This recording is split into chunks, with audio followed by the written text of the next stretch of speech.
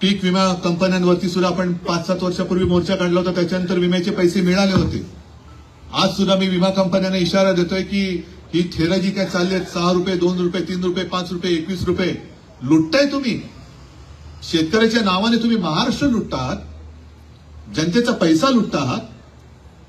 गपचूपपणाने गपगुमानपणाने माझ्या शेतकऱ्याचे विम्याचे जे योग्य पैसे आहेत ते त्यांना द्या, नाहीतर विम्याच्या कंपन्यांच्या ऑफिसमध्ये आमचे शेतकरी घुसल्याशिवाय राहणार नाही. आणि तुम्हाला सगळ्यांना मी सांगतोय, नुसतं रडून नाही चालणार. काय करणार, कसं करणार, हे कांदे सडलेत, तिकडे आकलेचे सडलेले कांदे बसलेत. सडलेत आकलेचे कांदे, ते हे नुसते नाही सडलेत, ते सडलेले आकलेचे कांदे आहेत. किती आरडाओरडा केला तरी त्यांना माहिती आहे की तुम्ही काही करू शकत नाही.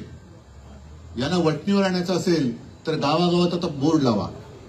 आज सकाळी मी सुरुवात केल्यानंतर लगेच बातम्या सुरू झाल्या, उद्धव ठाकरे निवडणुकीसाठी फिरतोय का, निवडणुकीसाठी. माझा शेतकरी आहे, काय म्हणायचं ते म्हण. या निमित्ताने घराच्या बाहेर पडलो, जा, बसतो तुझ्या डोक्यावर. आता मी बसतो तुझ्या डोक्यावर, काय वाटेल ते बोल, पण मी शेतकऱ्याची सोबत नाही सोडणार, शेतकऱ्याची सोबत सोडणार नाही.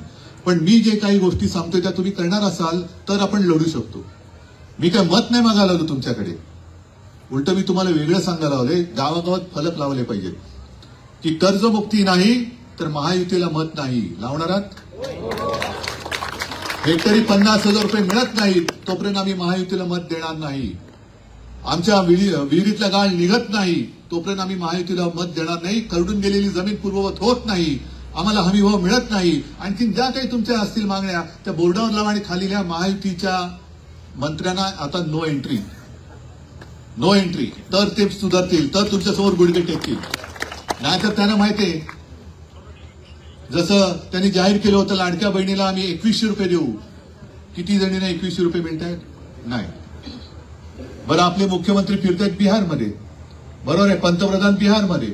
अमित शहा 2 वेळेला मुंबईत येऊन गेले, पण शेतकऱ्याच्या विषयी एक अवाक्षर बोलले नाहीत. काय बोलून गेले? मुंबईचा महापौर भाजपचाच होणार. अरे बघू रे, लांब आहे मुंबई. हवी मुंबई अजून लांब आहे, पण मुंबईमध्ये आला, माझ्या महाराष्ट्राच्या राजधानीत आला.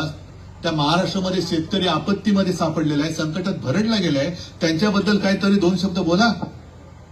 पंतप्रधान बोलले राज्याकडनं प्रस्ताव आलेला नाही. अजून राज्याकडनं प्रस्ताव का पाठवला नाही हे मुख्यमंत्र्यांना विचारा. केंद्राचं पथक आलं तुमच्या गावात? कारण 2-3 दिवस आज फिरतंय, पण 2-3 दिवसाचा दौरा. 3 दिवसामध्ये काय मराठवाडा फिरणार आहे? किती मराठवाडा फिरणार? बरं, आता फिरणार काय, बघणार काय? आज मी निघताना सकाळी मुंबईत फोटो पाहिले, टॉर्च लावून रात्रीचे बघतायत नुकसान किती झालं. रात्रीचं काय बघताय तुम्ही? दिवसाचं बघा ना. हा, हो, ते दाखवा त्यांना रात्रीचं नेऊन. रात्रीचा ऊस कसा वाहून गेलं ते दाखवा. अरे काय म्हणजे थट्टा, चहू बाजूने थट्टा करताय. आणि जरा काय तुमच्याबद्दल बोललं तर उद्धव ठाकरे टोमणे मारतोय. नाही, हे आता यांची थोतांड बस करायला पाहिजे. या सरकार मत चोरी करून आलेलं आहे. नाहीतर मला खात्री आहे, जो महाराष्ट्र मला कुटुंबातला एक मानतो तो महाराष्ट्र दगाफटका करूच शकत नाही, करूच शकत नाही.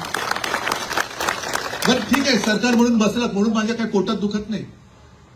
पण महाराष्ट्र संकटात असताना पंतप्रधान बिहारमध्ये जात आहेत, महाराष्ट्राचे मुख्यमंत्री आज जसं मी फिरतोय तसं तुमच्या सोबत येऊन बसण्याच्या ऐवजी बिहारात जाऊन सांगतायत की पंतप्रधानांचं सगळ्या राज्यांवरती प्रेम है, लेकिन अंदर की बात बताता हूं, प्रधानमंत्री जी का सबसे ज्यादा प्यार बिहार के ऊपर है ना, बोललेत ना. मग असे पंतप्रधान तुमच्यावरती काय उपकार करणार? उपकार नकोच आहे.